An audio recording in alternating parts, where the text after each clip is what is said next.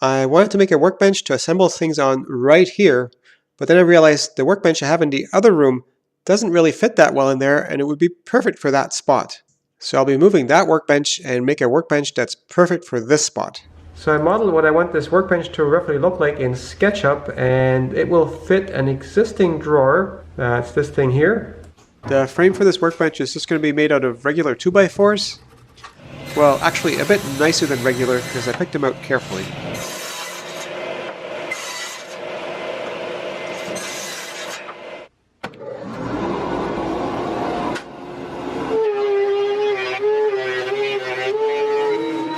I'm jointing and plating all these pieces on each side because they're not entirely square or accurate.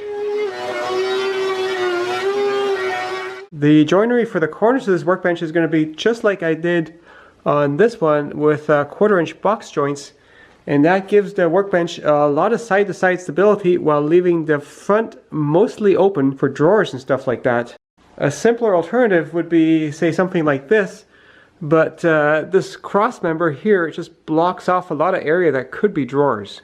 So I set up my Screw Advanced box joint jig for the first time since the move, and as usual I'm just cutting them with a regular saw blade and making several cuts to hog out those 1/4" slots.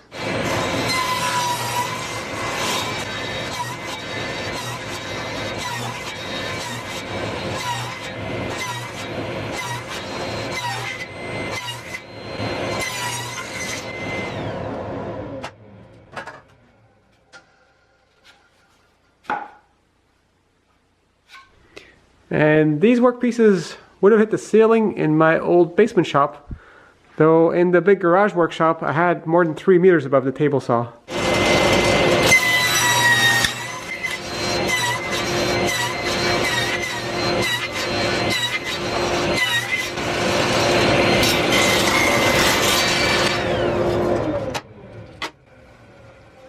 And this way I get the fingers relatively aligned so that these two parts are flush. I got a box joint in the top corner, and I'd like to put a box joint here as well, but this is not a corner, it's a T-joint. So instead, I'm still going to have one piece just like for the box joint, and on the other part I'm just going to put in a series of mortises to join those together securely. I got my slot mortiser set up to cut those slots, lined up for the first slot.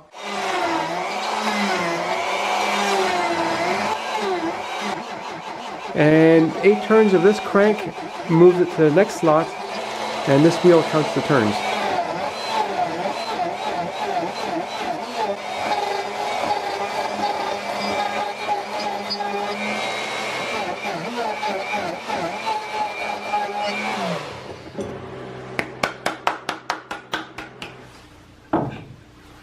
I cut the tenons the same way I cut the box joints, and the slots are a little bit longer so I can leave the edges of the tenons square.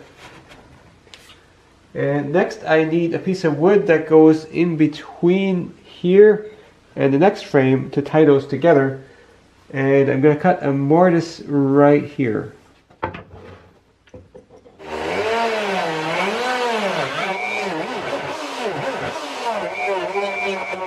I moved the rotor up a tiny bit to cut that mortise a tiny bit wider than it needs to be.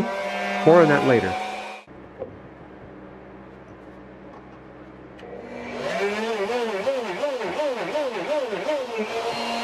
I rounded all the edges of some strips of hardwood to use them for floating tenons to assemble all the pieces together.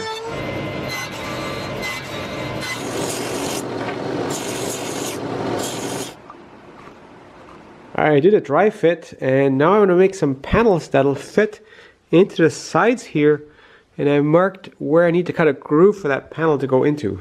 The plywood I want to use for this is only about 4.5 millimeters thick, and I can cut a slot just a bit wider than that by stacking 2 regular circular saw blades against each other, and I actually position them so that the fatter part of the teeth bumps against each other, which spreads them apart a bit.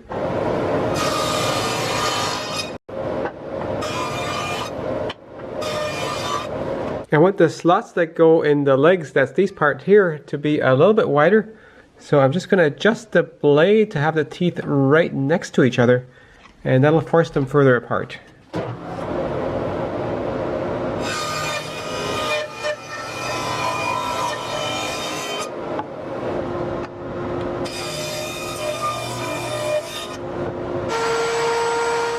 I'm adding a round over to all the edges for where the side panel is going to fit in.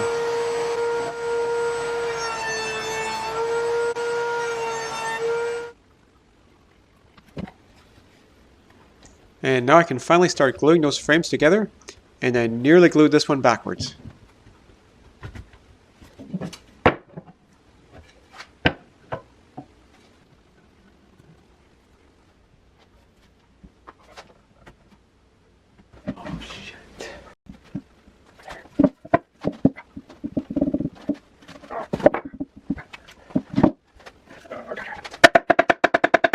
Well, this is embarrassing. I couldn't get that joint to close all the way. I've got a bit over 1mm of gap right here. Probably what happened is I had the piece slightly crooked on the slot mortiser, and then the top mortises didn't get cut deep enough. But fortunately, this is on the inside. This will be the outside.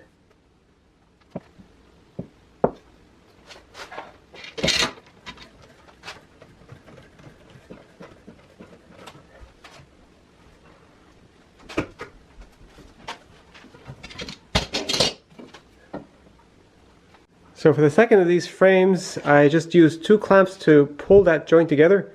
That works much better than banging it. And of course, never forget to check that it's square. The reason I widened the mortises on the leg pieces a little bit earlier is so that I can get the tenons in more easily right here, although this one's still a bit tight. Now we're going to cut this panel so it precisely fits in here vertically. So I made a stick to measure the inside of these slots, and it's still a bit too long.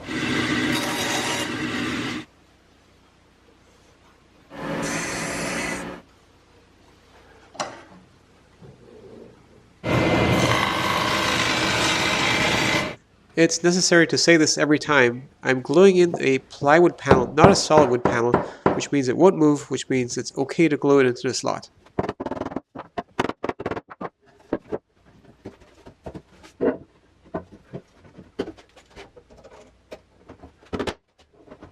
So even with this dry fit, it's stiff enough that it won't twist to conform to the floor. I cut the corner box joints a little bit too long, but for the top I need to flatten it. I made a simple wooden drill guide to drill the holes into the mortise, and to get all the way to the corner I'm using a really thin long drill which I can bend as I drill.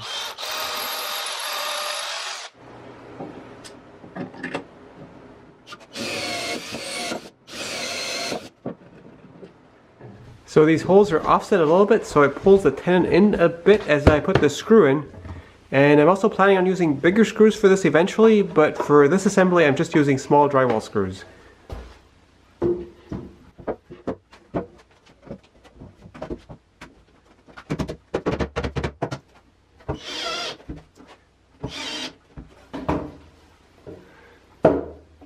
I need that center divider to be exactly centered, so I made 2 spacers of the same length that force it right in the middle. I'm only attaching that center divider with screws. That way I don't cut away too much material for that cross member.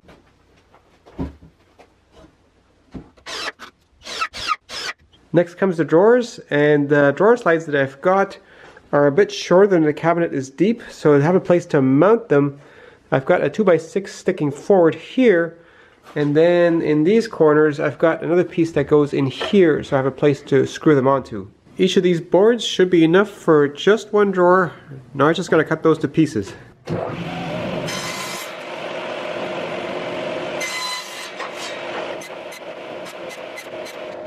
I'm cutting a very shallow rabbet joint for the corners of the drawers. This is not about strength, but the rabbet makes it much easier to line the parts up when I assemble them. I have to make sure that the drawers will fit in this opening, and that is 54.2 centimeters. My drawer slides take away 1 inch, so minus 2.54 minus this twice, that's this much, gives me 48.51 centimeters that this part needs to be long.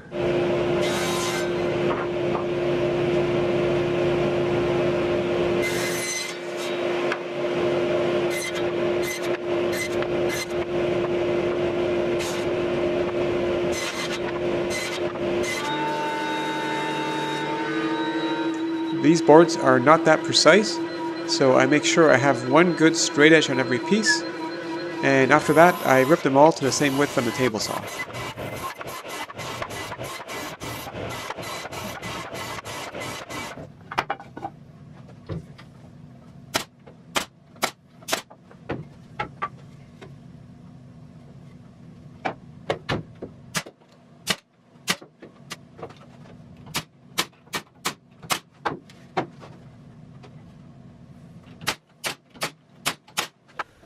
You might be wondering why I use Porter cable nail guns.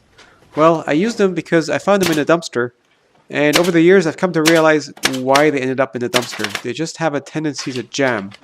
I've filed out the gaps for where the nails go through a bit from time to time, but still, once in a while they just jam.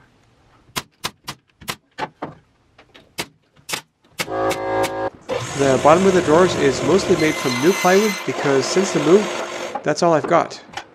And I just put the drawer on the table saw itself to set the fence. That way I don't have to measure to get the exact measurement. And then I cut the pieces that I cut down the middle. And after that I clamped a stop block to my sled to cut all the pieces to the right length. And then I forgot to shut off the camera while I did some more work, which is using some scraps of plywood that I picked out of the garbage to splice those together to make 2 more drawer bottoms because I didn't have enough plywood. Unfortunately, these drawer bottoms end up having some holes in it because the plywood had holes in it too. And then I assembled a few more drawers. This is playing back at 32 times speed. I always made a trip to the belt sander with each drawer bottom to just round the edges to make it nicer to grab. Then I worked out what size spacers I needed between the drawer slides to mount them precisely in the cabinet. And when I mounted them, I just glued them in place so they also help to support the drawer slides. And that worked out pretty good. I actually made a separate video about this method. And then mounting the drawer slides was really easy because I didn't have to worry about placing them precisely. After that, I inserted all the drawers just to make sure everything fit nicely. And then I had to take them out again for gluing the drawer fronts on. I positioned the drawer fronts more absolute than relative to each other, and that means the drawers are actually interchangeable to a degree. More about that in my video about using spacers to mount the drawer slides. I made some drawer pulls out of ironwood, which is a really hard domestic wood, and that is an interesting topic on its own, so I actually made a longer separate video about how I made those. I ended up using my slot mortar screw to cut the inside straight and smooth, and that worked out really nicely.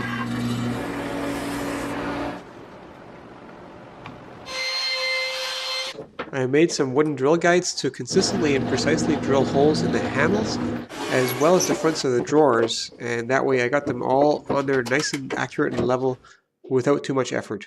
And then I took everything apart again because I used some oil-based varnish in the garage, and that stuff is a little bit smelly, but the color of the cherry came out super nice. And then I put it back together in its final place, using screws to lock those loose mortise and tenon joints in place. I don't know how much use that this assemblable feature is going to be, because the drawer slides need to be removed for the workbench to come apart, which makes it a bit more work than I had planned.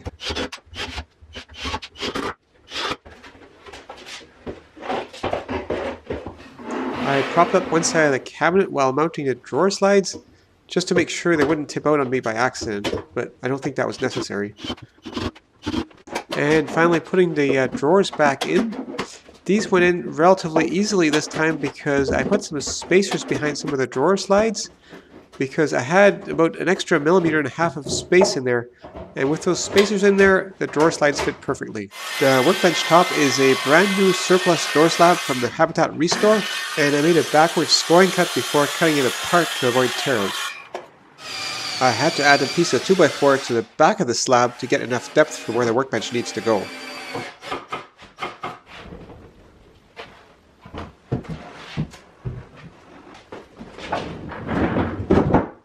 I'm only attaching the top with 2 small screws. That way, once the top is all messed up, I can flip it over and get a good new surface. And now the workbench is done, but the video isn't done without this.